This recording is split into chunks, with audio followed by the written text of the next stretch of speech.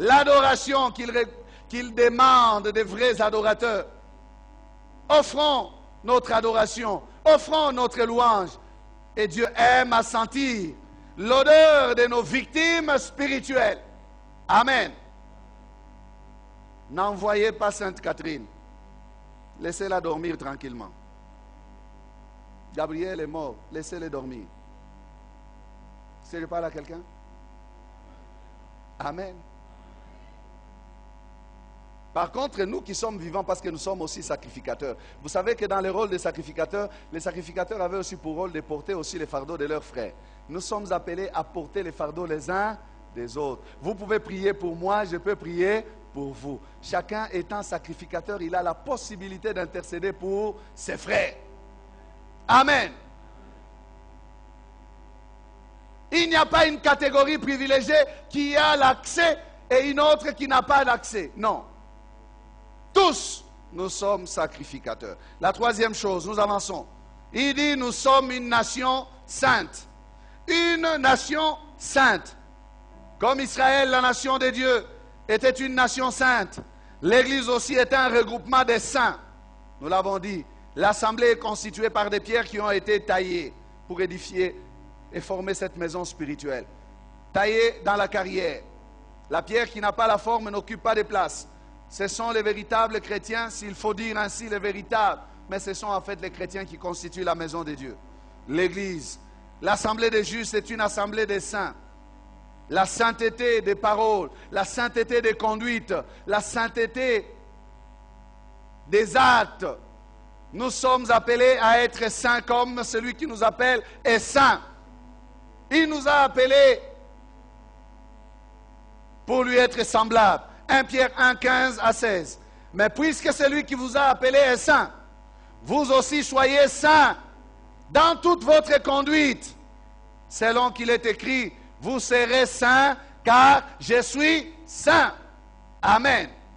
Nous sommes une nation sainte. La sanctification doit nous caractériser.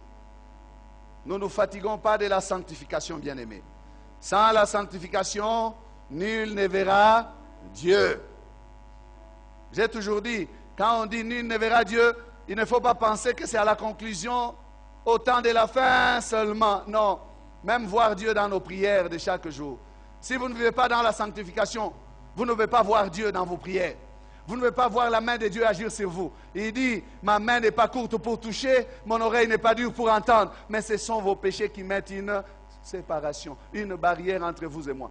Celui qui vit dans le péché ne peut pas voir Dieu.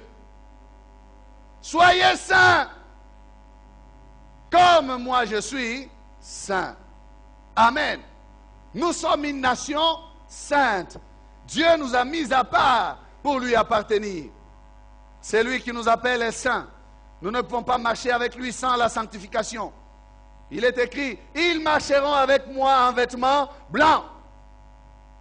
Amen. En vêtements blancs. Ils marcheront avec moi en vêtements blancs. Nous sommes donc, bien-aimés, une nation sainte. Nous ne pouvons pas nous liguer, nous mettre à 2 ou à 3 pour faire le mal. Jamais. Amen. Lorsque votre frère s'approche de vous pour un problème qui n'est pas pour la gloire de Dieu, dites-le lui, arrêtez-le avec amour. Dites-lui non, nous sommes une nation sainte.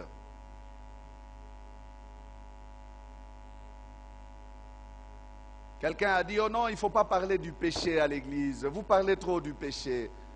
Bien-aimé, la Bible dit que le péché nous colle facilement à la peau. Et ne pas parler du péché, on va vivre dans le péché.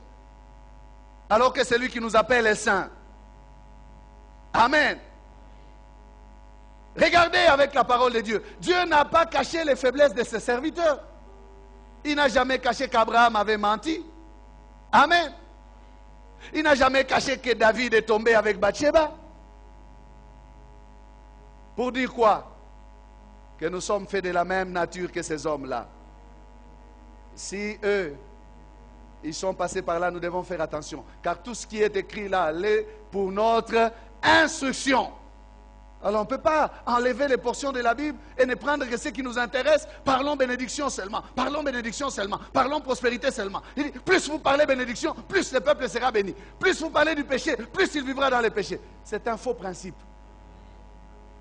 C'est un faux principe. Plus vous les avertissez, plus ils vivront dans la crainte de Dieu. Amen. Ils vivront dans la crainte de Dieu. Et la grâce du Seigneur sera sur eux. Parce que Dieu aime ceux qui ont le cœur repentant. On ne peut pas jouer à la politique d'Autriche. Donc on cache la tête, on dit le péché nous l'avons déjà vaincu alors qu'on est dedans.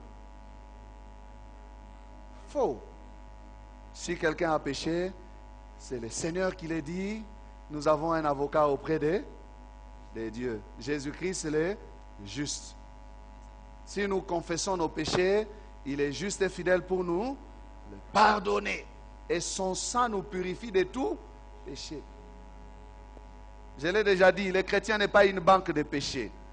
Allez à la croix, pleurez. Amen. Vous avez glissé, vous avez tombé ou vous êtes tombé. Oui, ça arrive, ça peut arriver, mais ça ne doit pas être votre vie. Ça ne peut pas être votre vie, car vous êtes une nation sainte. Le péché pour les chrétiens devrait être un accident. Et le péché pour celui qui est déjà dedans, qui ne lâche pas la main de son sauveur, s'il t'est arrivé de glisser, non, ne lâche pas la main du Seigneur pour rester couché là seul. Non, tiens encore sa main. Supplie-le de te tenir par la main, de te relever. Il est plein d'amour. Il ne te condamne pas, il dira comme pour cette femme, moi non plus je ne te condamne pas, lève-toi, va, mais ne pêche plus.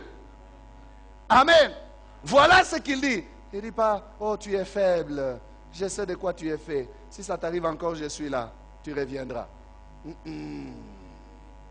C'est pas ça qu'il dit. Il dit, va et ne pêche plus. Efforce-toi, si c'est plus fort que toi. Puise ta force dans le Saint-Esprit. Amen. Il dit, veillez et priez afin que vous ne tombiez dans la tentation. C'est dans la prière que nous puisons la force. Alors pour plusieurs personnes qui vivent dans le péché, c'est parce qu'ils n'ont pas une vie de prière. Écoutez, il ne faut pas avoir une vie de prière de surprise. Il y a des personnes, je crois vous l'avoir déjà dit, qui ont une vie de prière de sursaut. Tantôt il est là, oh, Kawama, montagne. Quand il descend, vraiment il descend, il n'est plus à la montagne, il est dans le péché. Jusqu'à ce qu'il va sur, oh, 3 jours. Non. La vie chrétienne est une vie de constance. Chaque jour vous devez vous approcher du Seigneur et rester dans sa grâce. Vous devez vous tenir devant lui. Amen. Peut-être faiblement, mais avec foi, vous marchez avec lui.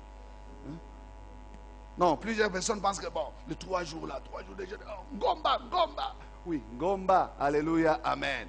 Mais quand tu descends de là, tu ne tiens pas. Ça te sert à quoi? Sois constant. Amen. Persévère.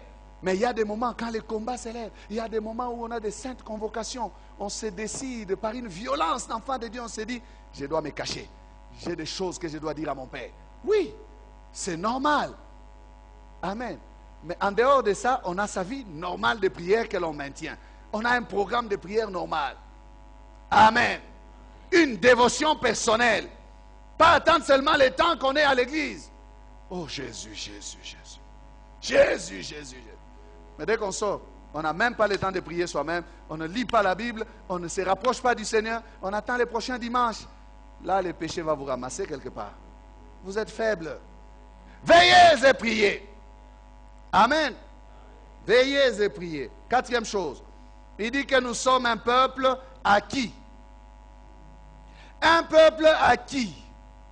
Acquis. Il nous a acquis pour lui. Donc, nous ne nous appartenons pas à nous-mêmes. Nous appartenons à celui qui nous a sauvés. Nous appartenons à Dieu. L'Église appartient à Christ, qui est le chef de l'Église et qui s'est livré lui-même pour elle. Nous ne nous appartenons pas à nous-mêmes. Nous appartenons à Christ. Nous, individuellement parlant, et même en tant que corps. Nous sommes le corps de Christ. Nous n'appartenons même plus au diable, ni à ses démons. Nous n'appartenons même plus à nos coutumes d'autrefois, aux coutumes de nos familles. Non, nous appartenons à celui qui a payé le prix pour nous sortir de l'esclavage du péché. Amen. Nous appartenons à Christ. Ce qui donne droit à Christ de régner sur nous, c'est le rachat. Il nous a rachetés à un grand prix. Nous sommes à lui. Cette notion d'appartenance, bien-aimée, va toujours de pair avec la notion de la sanctification. Si je sais à qui je suis, je saurai pour qui je vis. Amen. Je répète. Si je sais à qui je suis, je saurai pour qui je vis. Amen. Il y a certaines personnes qui ne savent pas à qui ils appartiennent. Ils croient qu'il appartient encore à sa famille. Il y a des mamans qui sont mariées qui croient qu'elles appartiennent encore totalement à leur mari. Alors, même si elle est chrétienne et que le mari lui amène la calebasse des fétiches, elle prend, elle garde. Elle est gardienne des fétiches, mais elle est aussi sœur en Christ. C'est une bêtise. C'est parce qu'on ne sait pas à qui on appartient. Amen. Si tu sais à qui tu appartiens, tu sauras aussi pour qui tu vis. Amen. Je ne vis plus pour moi-même, mais je vis pour celui qui m'a aimé et qui s'est donné lui-même pour moi. Je vis pour celui qui est mort à la croix pour moi. Je devais mourir déjà. Si je vois que j'étais condamné à mort et que Jésus-Christ est venu et que dans la prison là où j'étais, on a ouvert, on a dit, sors, quelqu'un a payé pour toi, tu es libre. Bien-aimé, vous pensez que même quand je rentre à la maison, je mange les 12 boules, je vais oublier celui qui vient de me libérer? Non, je vais dire merci. Si je peux manger encore un foufou chaud, c'est à cause de toi. Merci Seigneur, c'est à cause de toi. J'étais en prison, je ne pouvais pas avoir cette liberté. Si je suis libre, c'est à cause de toi. Amen. La notion d'appartenance. À qui appartenons-nous? Paul savait à qui il appartenait. Il a dit, le Dieu à qui j'appartiens a envoyé son ange.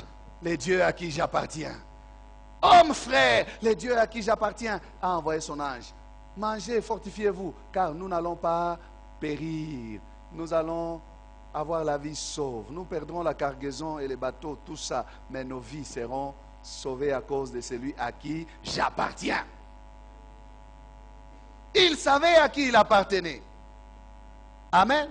Thomas a appelé Jésus-Christ mon Seigneur et mon Dieu.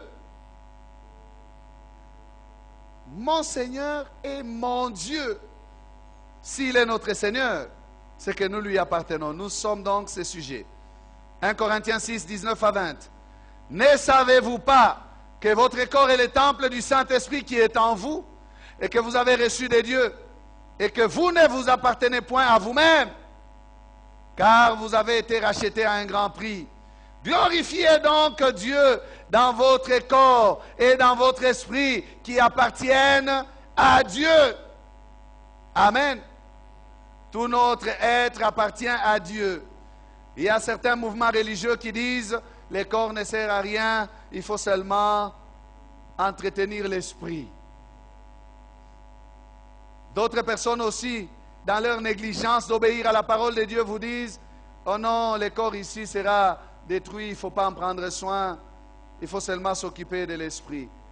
Alors même ceux qui s'habillent mal, certains ont des arguments du genre,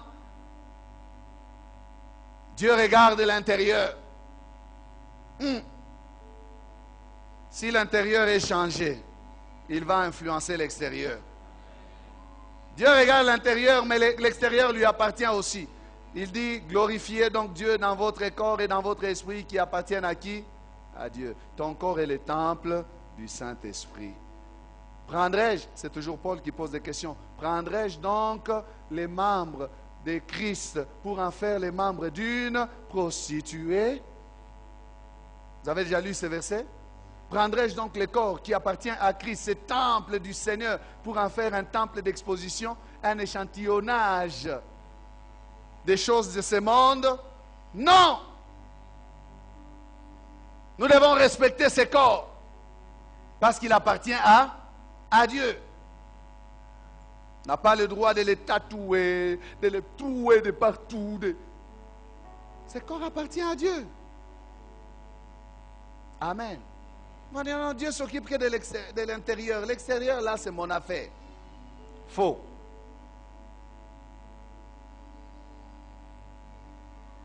Si je sais à qui j'appartiens, même dans ma façon de m'habiller, je le ferai pour la gloire de celui à qui j'appartiens. Nos prédications sont en continu sur notre site web qui est www.labornelouchi.net. Vous pouvez aussi nous écrire aux adresses électroniques suivantes: lepasteur@labornelouchi.net, guillamani@gmail.com. Pour toutes vos requêtes, écrivez-nous à l'adresse électronique suivante: requêtes@labornelouchi.net. Et si vous désirez nous contacter, appelez-nous au numéro suivant: 099 99 56 891.